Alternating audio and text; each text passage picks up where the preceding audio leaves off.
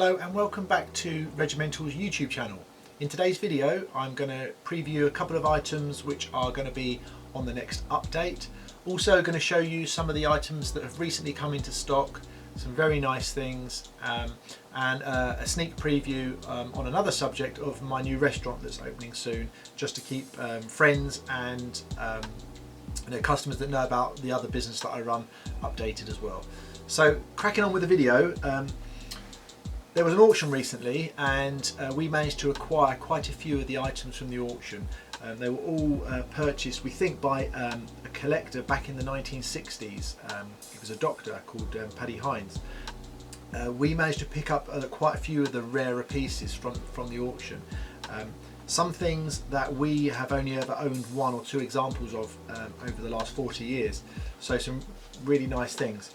First thing I wanted to mention was this Iron Cross. Now, yeah, it just looks like a normal World War I Iron Cross First Class in its box, but it's actually the 1870 version from the Franco-Prussian War. The date on it is obviously different. The 1870 Iron Cross is quite hard to find. Maker marked on the back, and that one will be on sale well over £3,000. That's the price difference it is for an 1870 compared to the £200–300 of a normal World War I Iron Cross.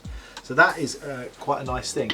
The next thing I wanted to show was this NSKK Motorsport badge in gold with its small pin as well, and we believe this is associated to a BMW Motorsport winner from World War II. These are extremely attractive and hard to find. Again, maker marked on the back. A very nice thing. Moving on, we have a selection of Eagle orders. So there's the cased Eagle order set and various examples of other Eagle orders here, as you can see. And then a couple of wound badges from World War I. Very nice, but what's particularly nice about this one is the solid construction with the interesting reverse side to it. That was very nice indeed. Now this is one of the rarer pieces that we picked up. It's the medal for the relatives of the dead from the Spanish Civil War, from the Condor Legion. I think there was only about 315 ever issued, and we've got one here with its citation as well. This item, we've had, I think, one of them over the last 40 years. This will probably sell for over £6,000. Emblem on the front of the box there, really super thing. This is an interesting set. It is the medallion worn by the Mayor of Munich. Now, yeah, it doesn't sound that exciting, Mayor of Munich, but the Mayor of Munich was one of Hitler's very close friends, and he was one of the first of Hitler's bodyguards as well. So being associated to him is quite an interesting thing. Moving on to the party badges, we've got 3 party badges. We managed to buy 3. This is probably the rarest of the 3. It's the small gold party badge. It's number 18, and that is for Alfred Rosenberg. He was one of the top head honchos amongst the Nazi party. Being quite a low number, number 18, they're always numbered on the back. That is going to be quite an exciting piece in demand for a lot of collectors who like personality items. Will like that piece. Then I've got a party badge here, the large gold party badge. It's not associated to anyone specific, but it is the Adolf Hitler awarded one. So he annually awarded some of these himself, where he personally handed it out. It has a different marking on the back. So that's one of the annually awarded Adolf Hitler party badges, a large one. And then we have this set here, which has full provenance with it. So it's again the large golden party badge, Adolf Hitler awarded, so it's got the AH on the back for the Adolf Hitler awarded example, but it has full provenance, and it was awarded to this guy who I think was an SS general, or SS police general, and there's lots of documentation here with it, when he was a prisoner of war. There's letters here explaining directly from him, about this party badge and what it's for. Lots of provenance. It will need a lot of historical research, but having a party badge named, identified with a letter from that person while he was in a prison war camp, at the Nuremberg trials, yeah, because the documents reference the Nuremberg trials as well. That is a really good thing. So that is most of the medals that we picked up at this auction. Really exciting stuff to have. I think a lot of it might sell you know, before it goes on the website. I've got a customer coming down to see some of these items this afternoon. We're also off to a show in Germany this week, Grossmering, down in Bavaria, so some of these items will be taken there. So yeah, again, the video is a good way to show that we have these items, because some of them won't make it onto the website. Moving on, we have just picked up a collection of cutout helmets. So many people are familiar with what a cutout helmet is. I've spoken about them before when I did my helmet tutorial. It's the helmet which came out at towards the end of World War I, where they were experimenting with the skirt of the helmet, World War I being too low, covering the ears, so they made a cutout version. Some people say it was for cavalry, or some people say it was to fit headphones on. It was really just because people were finding it hard to hear with the skirt coming so low over the ear.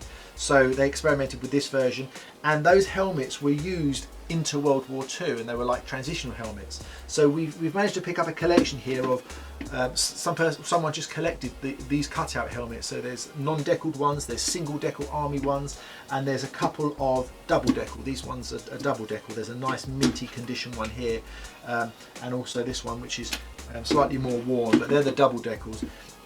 These will all be gradually going onto our website. This is a nice one here with a nice rough texture on it as well, on the paint finish. We'll probably drip feed those onto the website, so you know, one to go on here and there rather than put them all on in one go. We are updating the website on Friday. Some of the items that will be on there are just going to feature now. This is a very nice early SS kepi. They always sell very well, the early stuff. You know, early daggers, early uniforms, and also the early kepi. It's quite an iconic, visually iconic item from the early part of World War II.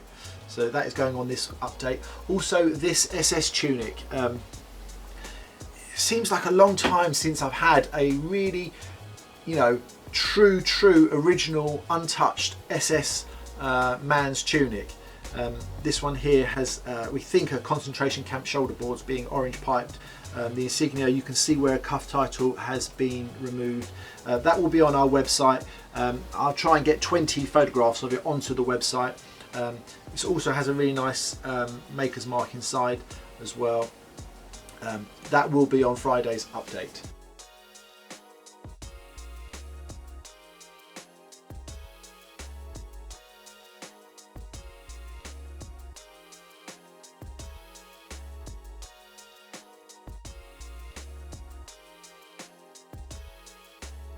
Moving on from that, as I mentioned previously, I'm very difficult to get hold of at the moment because my new restaurant, which I'm opening in my local town, is launching next week. The builders are just doing the finishing touches. So what I wanted to do, a bit cheeky, but I wanted to add onto this video a little clip of the new restaurant, just so that my good customers, friends who know about my other business can have a sneak preview of what it's going to look like.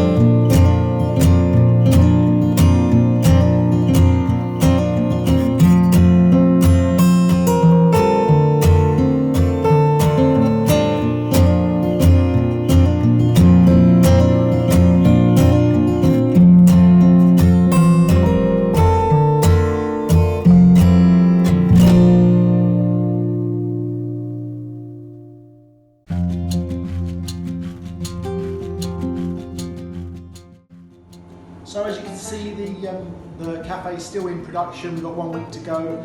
That's why I've been quite hard to get hold of. By this time next week we'll be up and running, and if you're in the area, let me know and I'll try and meet you here for a coffee.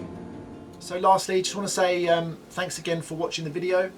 Don't forget to follow us on Facebook and Instagram, and don't forget to like the video, subscribe to the channel if you've not subscribed already.